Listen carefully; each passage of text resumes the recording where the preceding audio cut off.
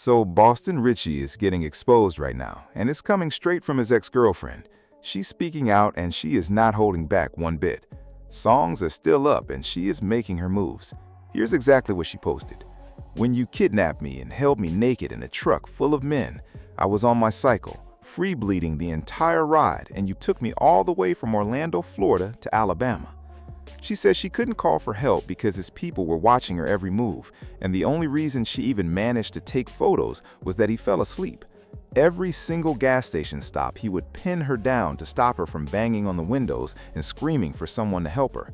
8 hours, naked, surrounded by men. Now, she did post photos to back all of this up, but they obviously can't be shared here. She's also putting out evidence of physical abuse on top of everything else and has made it clear she's taking him to court. There's more to this, though. He had bought her a car while they were together, and when things ended, she wanted it transferred into her name. He said no. Big mistake, because now she's coming for absolutely everything. And honestly, it's just easier to settle things clean and move on, because this right here is the alternative. She's also making some very personal accusations about his private life. She claims he had a fantasy about being with a man and that she would roleplay that scenario in the bedroom at his direct request. She posted about it too. "Don't speak on me knowing you had me cosplay as a man in bed. Must have thought I was joking. Keep my name out of your mouth."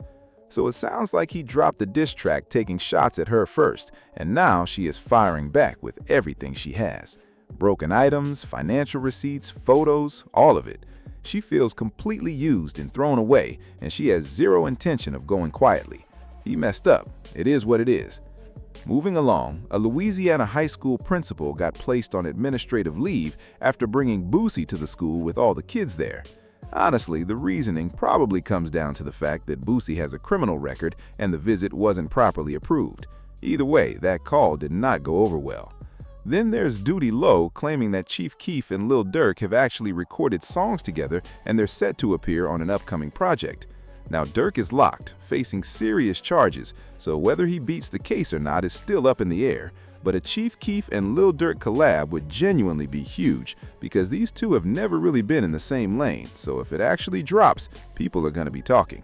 Also, Quando Rondo apparently got some time shaved off his sentence and is now expected to be home before the end of the year, around November 2026.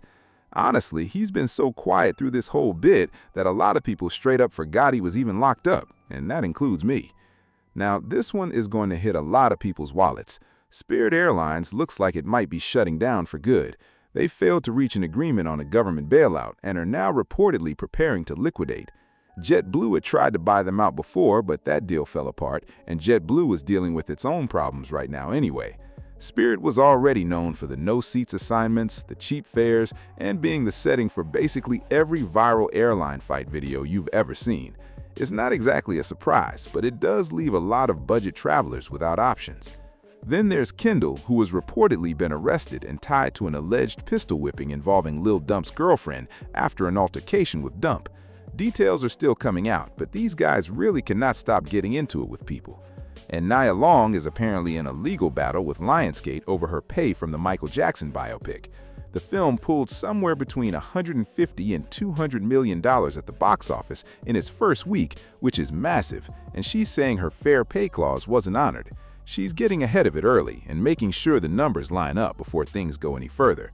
And finally, someone actually got arrested at Washington Dulles International Airport for trying to smuggle over 57 pounds of marijuana onto an international flight headed to London.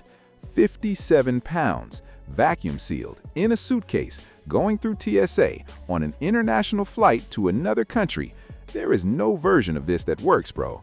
The scanners catch it, the smell gives it away, and now you are looking at serious federal time over something that was never going to make it past the checkpoint. You really have to wonder what was going through that person's head, because clearly not much was going through.